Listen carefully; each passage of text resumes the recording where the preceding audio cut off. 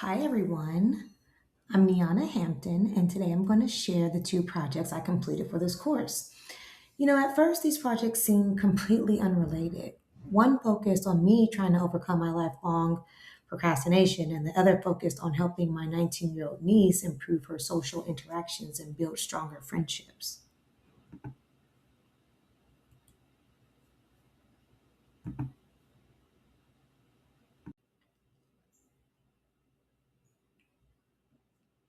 Hi everyone, I'm Nyana Hampton, and today I'm going to share the two projects I completed for this course.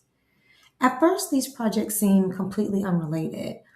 One focused on me trying to overcome my lifelong procrastination, and the other focused on helping my 19-year-old niece improve her social interactions and build stronger friendships.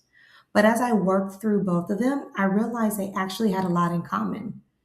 They both made me think about where our behaviors come from, why some habits are so hard to change, and how developmental psychology can actually help explain those things.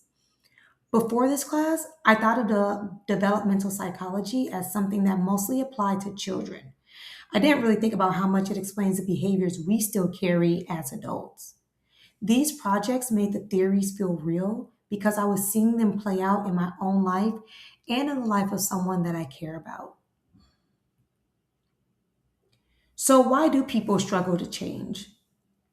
One of the biggest questions I kept coming back to during the project was, why is it so hard to change something that we know isn't good for us? It seems like it should be simple. If procrastination is stressing me out, then I should just stop procrastinating, right? And if someone is struggling socially, they should just learn better social skills. But I began to quickly realize it obviously wasn't that easy. What I learned is that our behaviors are connected to so many other parts of our lives.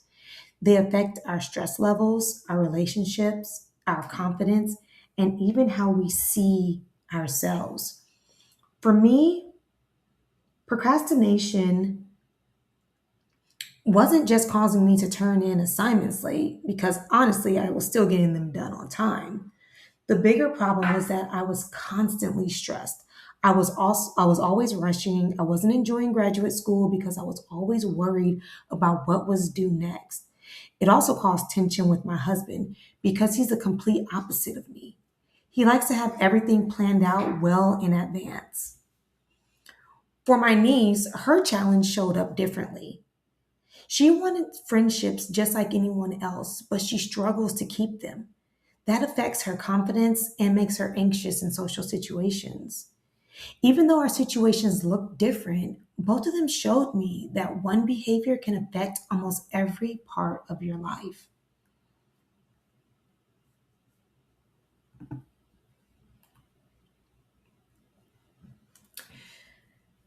So, in thinking about two different challenges but one common lesson, my self development project focused on procrastination. I've procrastinated for as long as I can remember. The funny thing is, I never really thought of it as a problem because it's always worked out for me. I always made good grades. I always met deadlines. I ever got everything done. So in my mind, I just thought, well, this is just how I work. But over time, I realized I wasn't just getting things done. I was surviving everything. Every assignment felt stressful. Every deadline felt like a race against the clock. I wasn't giving myself the chance to actually enjoy anything I was doing. The second project focused on my niece, Maya. She's a really smart young woman. She does well in school. She's beautiful. She's well known. And from the outside, you would probably think she has a great social life. But after watching her over the years, I noticed this pattern where friendships would start off really well for her. And then after a while, people would always pull away. She'd end up feeling left out and she never understood why. Watching that happen over and over made me wonder if there were certain social behaviors that she had never really learned or developed. That's where developmental psychology really helped me make sense of both of these situations.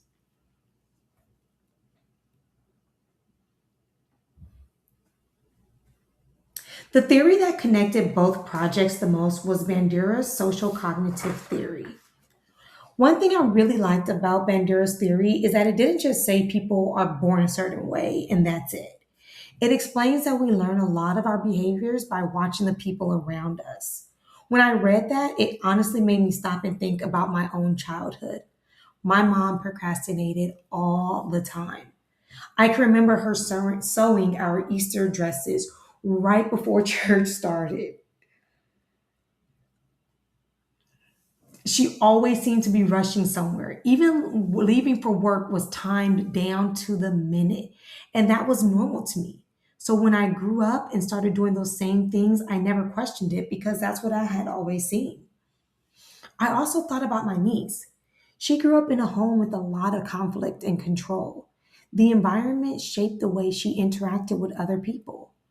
Bandura talks about something called reciprocal determinism, which basically means our thoughts, our behaviors, and our environment all influence each other.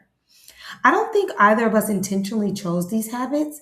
They developed over time because of the environments we grew up in and the experiences we had.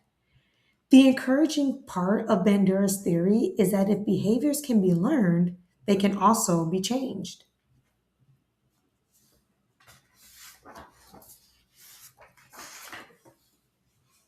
So, my self developmental journey.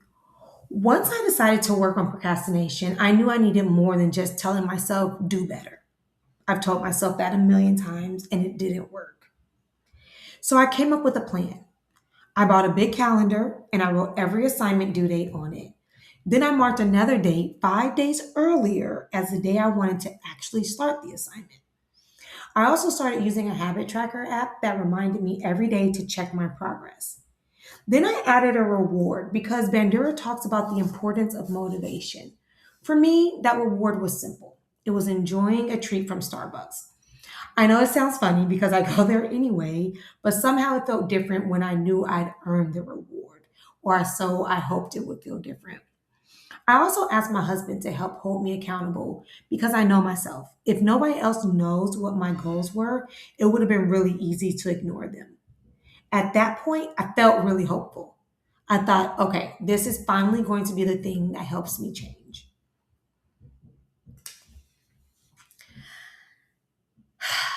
But the plan did not go as expected. I actually started the first couple of assignments on time and I was proud of myself. But then I realized something that I wasn't expecting. Starting early actually made me anxious. And I know that might sound backwards because procrastination is what was supposed to be causing me anxiety, right? But for me, doing something different felt uncomfortable. I started hearing all these little thoughts in my head saying things like, you've always been like this, or you work better under pressure anyway. Looking back now, I realized those thoughts were affecting my confidence before I even had the chance to succeed. I changed my plan a couple of times. I added earlier submission goals. When rewards weren't enough, I asked my husband to start holding me accountable with consequences instead. One thing I've learned about myself is that while rewards may not motivate me to accomplish a goal, I do shy away from consequences or feeling like a failure. And I thought that that might be a good motivator. Looking back now, I realized those thoughts were affecting my confidence before I even had a chance to succeed. I changed my plan a couple of times.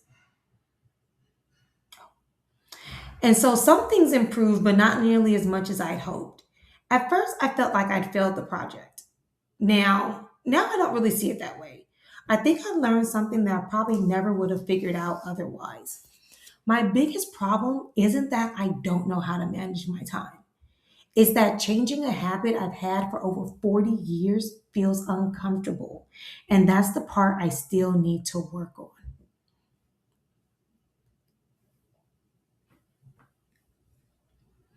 Another theory that really stood out to me was Erikson's stage of generativity versus stagnation. This stage is all about continuing to grow and finding ways to contribute to other people. As a teacher, that really connected with me. Every day, my job is helping kids learn and become better versions of themselves. As a mom, I want to set a good example for my daughters. As a graduate student, I'm trying to grow professionally so I can become a better educator. But this project made me realize that I also have to keep growing personally. If I keep saying, well, this is just who I am, then I'm basically giving myself permission to stay stuck. And I don't want that. Did I completely fix my procrastination? No, not even close. But I understand it's so much better now than I did before. Sometimes understanding the problem is the first real step toward changing it.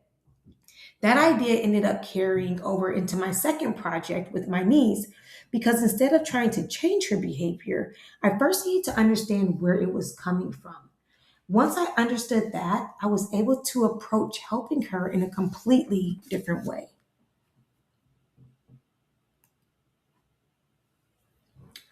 For my second project, the OD project, I shifted my focus from trying to change my own behavior to helping someone else.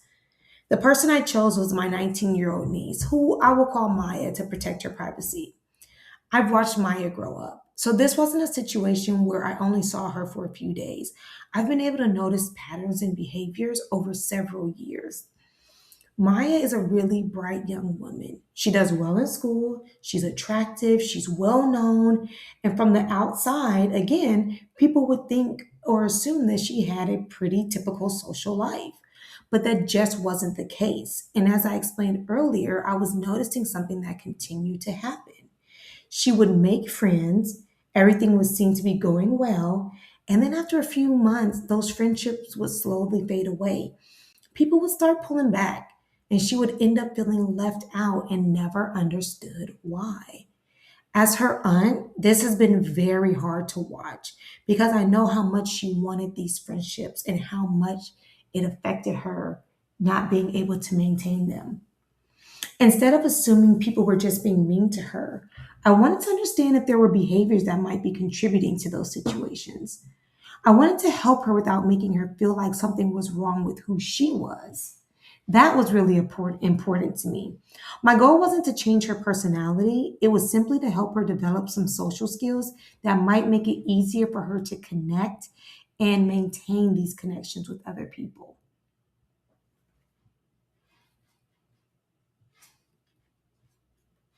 Once again, Bandura's theory gave me a direction. Bandura believed that people learn a lot through observation, and he described four steps in that process: attention, retention, reproduction, and motivation. Instead of sitting Maya down and telling her everything I thought she should do differently, I decided to let her become the observer. We attended a family event together recently where several of her cousins and her older sister were there.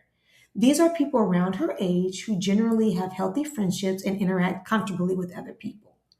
Before the event, I asked Maya to simply pay attention.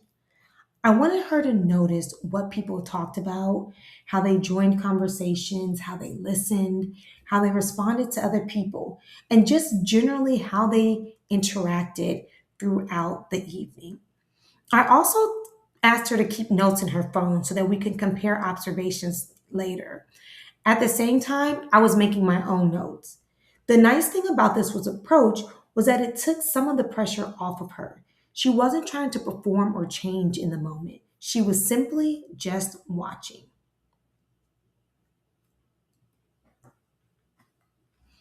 After the event, we sat down and compared our notes.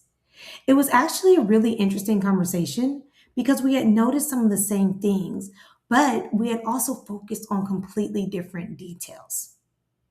Maya noticed things like where people chose to sit, how conversations changed throughout the evening, and who interacted with different groups of people. I noticed some smaller social behaviors that she hadn't really picked up on. For example, I noticed that when someone was speaking to the group, everyone else stopped talking and gave that person their attention. During one of those moments, Maya leaned over to whisper something to one of her cousins and started laughing. Now, her cousin wasn't rude, but she also didn't engage because she knew that the proper social etiquette at that time was to be focused on the speaker. Later, we talked about that moment. Instead of criticizing her, I simply asked her how she thought her cousin may have interpreted the interaction with her.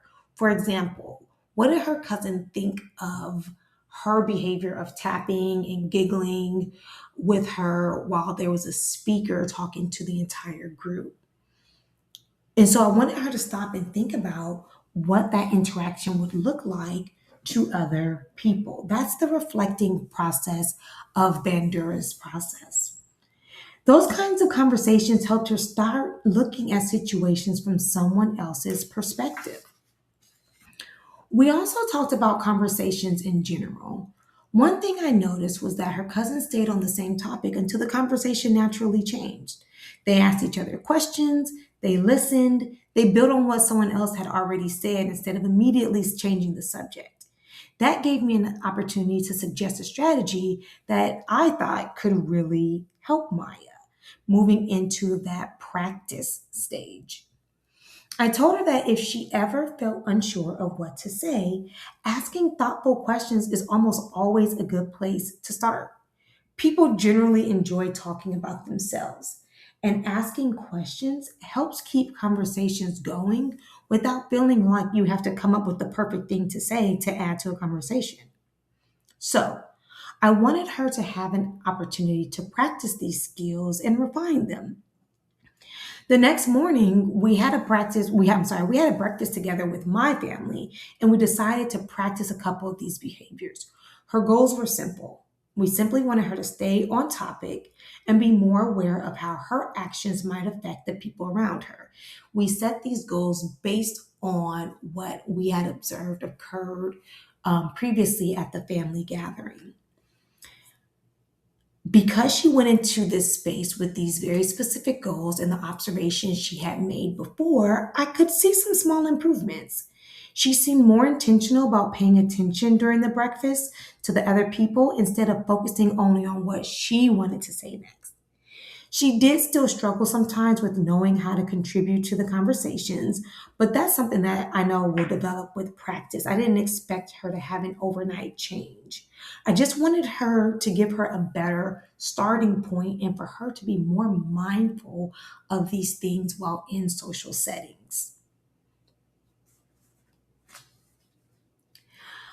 So I came across with some big insights when completing these projects. Working on these two projects at the same time taught me something I honestly wasn't expecting. I realized that helping someone else change isn't all that different from trying to change myself. In both situations, understanding came before improvement. Neither of us needed someone to point out our flaws. We needed someone to understand where our behaviors came from.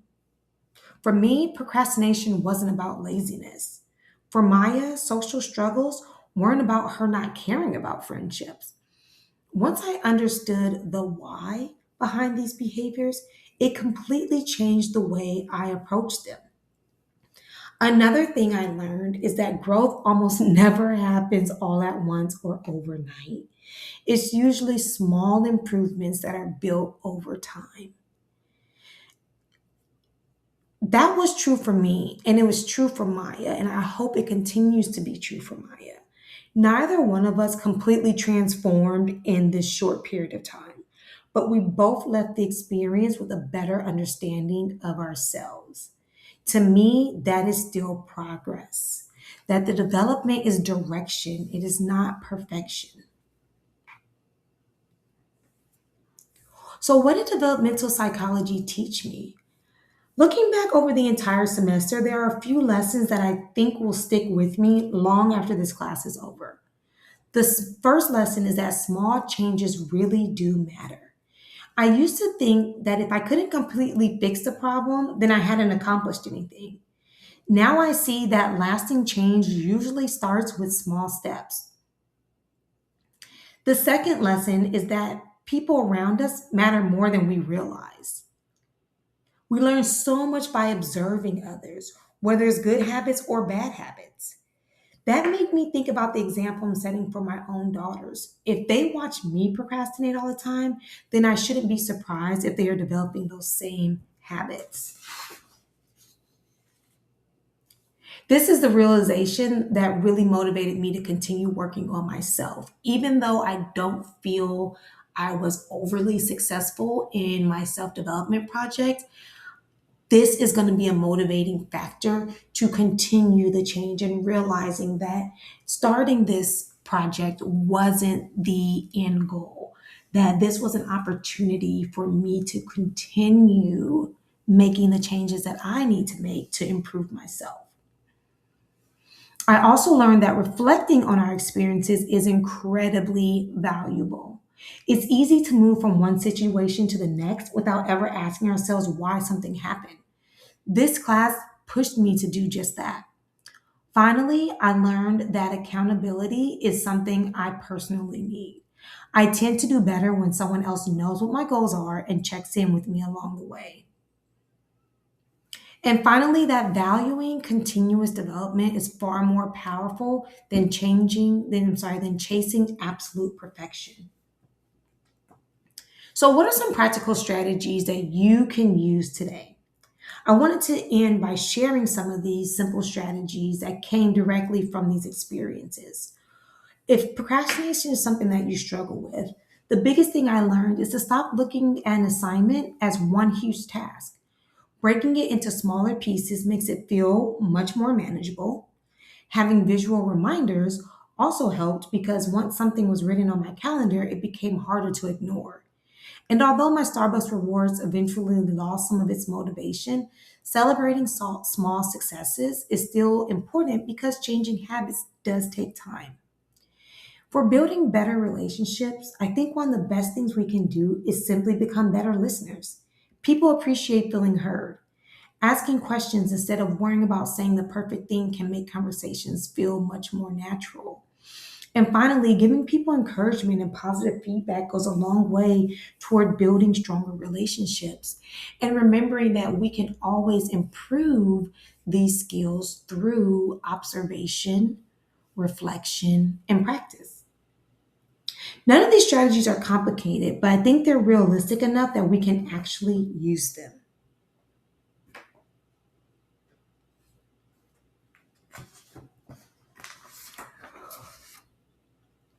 I like this quote that growth isn't about becoming someone different. It's about becoming a better version of who you really are. It does a great job of summarizing everything I learned this semester. I don't think I'll wake up one day and suddenly never procrastinate again. And I don't think Maya is going to become socially confident overnight. But both of us are committed to moving in the right direction. To me, that's what development is really about. It's continuing to learn, continuing to grow, and continuing to make small improvements over time.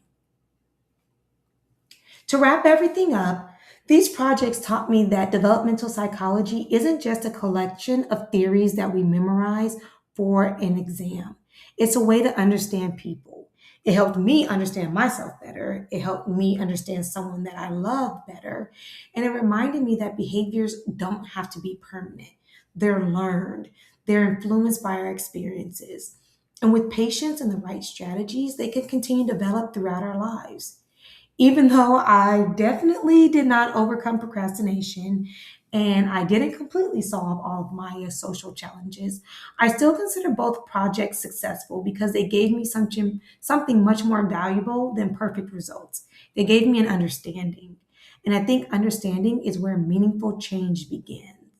Thank you for listening, and I appreciate your time. And I hope that you found something helpful that you can take forward in your life or in the life of someone that you care about to help improve the quality of your life experiences.